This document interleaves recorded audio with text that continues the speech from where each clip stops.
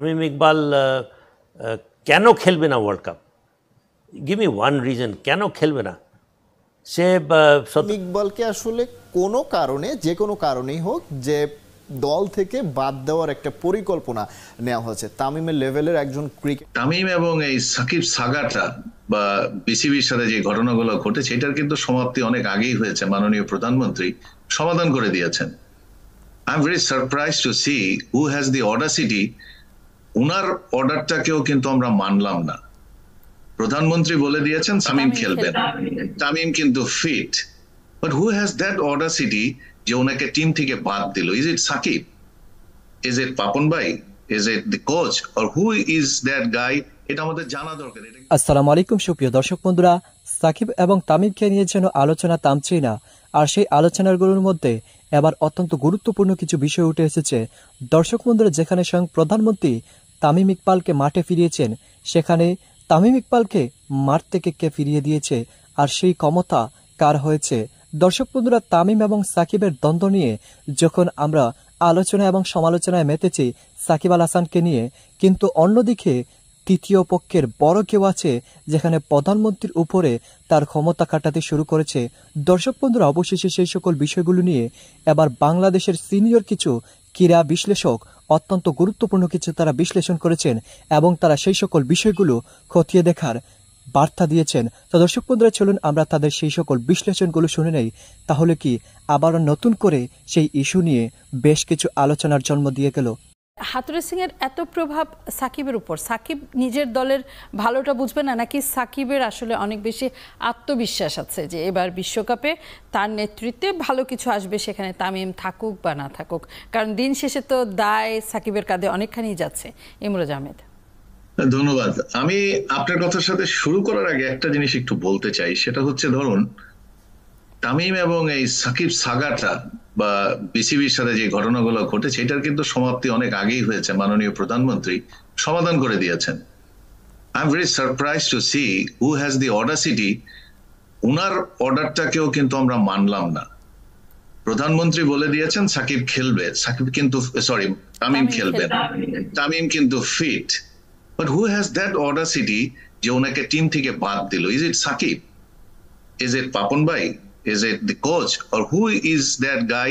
এটা আমাদের জানা দরকার। এটা কিন্তু আমরা এখনো জানি না। সামনে আমরা সাকিবকে দেখেছি।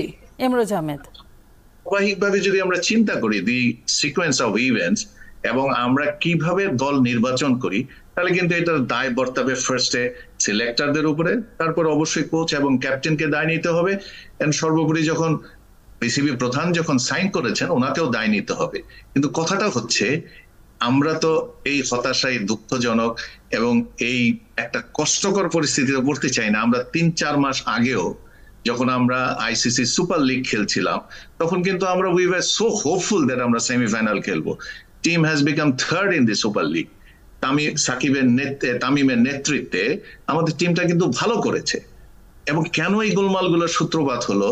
কেনই বা প্রথমে তামিম আমাদের খেলা ছেড়ে দিতে চাইলেন? প্রধানমন্ত্রীর আহ্বানে উনি ফিরে আসলেন, এরপরে ওনার সাথে মিটিং করে আবার ক্যাপ্টেন্সিও ছেড়ে দিলেন। তখনও পাপন ভাই ওনাকে বলেননি যে না তোমাকেই ক্যাপ্টেন থাকতে হবে, get fit and then we will do ইট।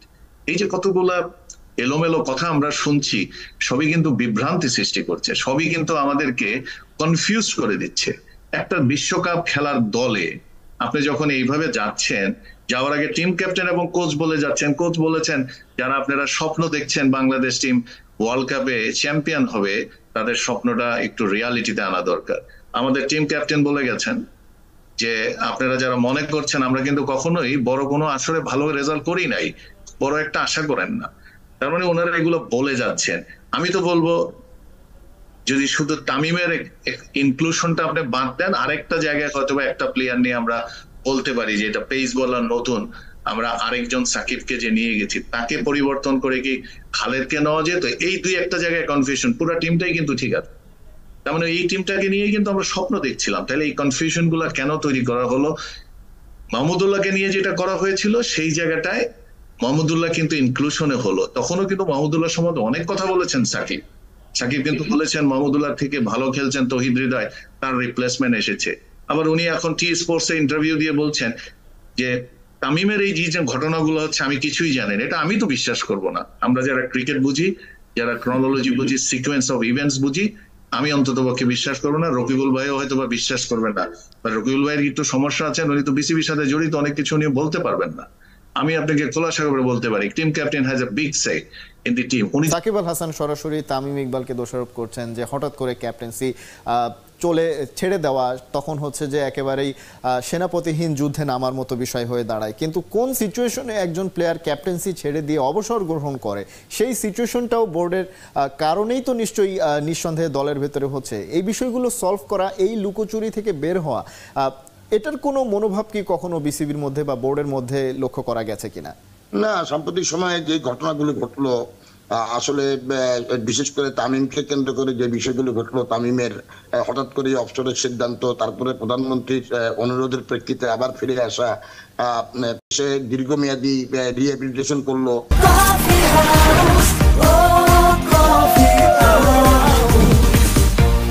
তামিম কিন্তু নিজে খুব আগ্রহী ছিল এই বিশ্বকাপটা খেলার জন্য, যার জন্য সে দীর্ঘ রিহ্যাবিলিটেশন করলো, ইংল্যান্ডে গেল, চিকিৎসা নিল, ইঞ্জেকশন নিল, ফিরে আসলো। নিউজিল্যান্ডের সঙ্গে ফিরে প্রথম ম্যাচে ব্যাটিং করার সুযোগ পেল না আবহাওয়াজনিত কারণে, দ্বিতীয় ম্যাচে কিন্তু ঝকঝকে একটা 44 রানের ইনিংস খেললো। তারপরে আমরা দেখলাম নানা জল ঘোলা হলো, এবং বিসিবির একজন কর্তা ব্যক্তি বললেন যে তাকে মিডল অর্ডারে ব্যাট করতে হবে আফগানিস্তানের সঙ্গে প্রথম। এই যে জিনিসগুলো, এই যে লুকোচুরি, এই জিনিসগুলো কিন্তু আসলে খুব অ্যাকসেপ্টেবল না। এই জিনিসগুলো খেলোয়াড়দের ব্যাপার, কে কোথায় ব্যাট করবে না করবে এগুলি দল ঘোষণা করার পরে, দল যখন বাইরে যাবে, টুর্নামেন্টে যাবে, খেলতে যাবে, তখন খেলার আগের দিন, আমরা জানি খেলার আগের দিন একটা মিটিং হয়, সেই মিটিংয়ে কিন্তু এই বিষয়গুলো আলোচনা হতে পারে যে আগামীকালের প্রতিপক্ষকে, সেই প্রতিপক্ষের সঙ্গে কারা কারা ভালো খেলার সম্ভাবনা আছে, সেগুলো কিন্তু সেখানেই আলোচনা হতে পারে। কিন্তু আমরা বিশ্বের সঙ্গে লক্ষ্য করলাম যে দল ঘোষণার আগে এরকম একটা নাটক হলো। তামিম সরাসরি এই সিচুয়েশনগুলো দেখে মনে হয় যে তামিম ইকবালকে আসলে কোনো কারণে, যে কোনো কারণেই হোক, যে দল থেকে বাদ দেওয়ার একটা পরিকল্পনা নেওয়া হয়েছে। তামিমের লেভেলের একজন ক্রিকেটার, যিনি 1.5 যুগ বাংলাদেশ দলকে সার্ভিস দিয়েছেন সফলতার সঙ্গে, যে পরিমাণ রান তিনি করেছেন, তাহলে চাইলেই তাকে যে বাদ দিয়ে দেওয়া যাবে বিষয়টা এরকম নয়। সবচেয়ে বড় কথা, মাননীয় প্রধানমন্ত্রী চেয়েছেন তামিম ইকবাল বিশ্বকাপে খেলুক, সেটা ক্যাপ্টেন হয়ে খেলুক কিংবা ক্যাপ্টেন না হয়েও খেলুক। সেই বিষয়টার কারণে দিন শেষে হয়তো বা বিসিবি একটু অন্যভাবে ট্রাই করে তামিমকে দল থেকে ছিটকে ফেলেছে। কিন্তু আলটিমেটলি এই যে কাণ্ড কারখানাগুলো হলো, এই যে কনফিউশনগুলো তৈরি করা হলো, পুরো দলটাকে একটা শেকি সিচুয়েশনের ভেতরে ফেলা হলো, তাতে আলটিমেটলি লাভটা হলো কার? নিশ্চয়ই আমরা তৃতীয় একটা পক্ষের কথা অনেক দিন ধরে বলছি, যে তৃতীয় পক্ষ খেলোয়াড় দুজনের ভেতরে, সাকিব এবং তামিমের ভেতরে ডিল করেছে, এবং সে কারণে আরও বেশি ভুল বোঝাবুঝি তৈরি হয়েছে। এই যে তৃতীয় পক্ষ কাজগুলো করলো, আলটিমেটলি তাহলে লাভটা হলো কি? সেই লাভটা তো একটা কোনো একটা লক্ষ্য নিয়ে তো নিশ্চয়ই বোর্ড কাজ করে, সেই তৃতীয় পক্ষ কাজ করে। দর্শক বন্ধুরা, আপনারা হয়তো পুরো ভিডিওটি দেখে এবং এই সকল কথাগুলো শুনে অবশ্যই বুঝতে পেরেছেন, আপনারা হয়তো এটাই জানেন না যে সাকিব তামিমের দ্বন্দ্বের পিছনে তৃতীয় পক্ষের কড়া হাত রয়েছে, যে হাতের কারণে প্রধানমন্ত্রীর কথা অমান্য করে তামিমকে মাঠ থেকে ফিরিয়ে দিতে বাধ্য করেছে, এবং তামিমের উপর ষড়যন্ত্র করে বিশ্বকাপ থেকে বাদ দেওয়া হয়েছে। তো দর্শক বন্ধুরা, আপনারা হয়তো এই কথাগুলো শুনে বুঝতে পেরেছেন, এবার প্রধানমন্ত্রীর উপরেও যে কারো হাত রয়েছে, যেখানে প্রধানমন্ত্রীর কথা অমান্য করে তামিমকে মাঠ থেকে ফিরিয়ে দিতে পেরেছে। তো দর্শক বন্ধুরা, আপনারা এই সকল কথাগুলো শুনে এবং এই সকল বিশ্লেষণগুলো শুনে আপনাদের কাছে কি মনে হচ্ছে অবশ্যই কমেন্ট করে জানিয়ে দিবেন। তো দর্শক বন্ধুরা, ভালো থাকুন, সুস্থ থাকুন, আল্লাহ হাফিজ, আসসালামু আলাইকুম ওয়া রাহমাতুল্লাহি ওয়া বারাকাতুহু।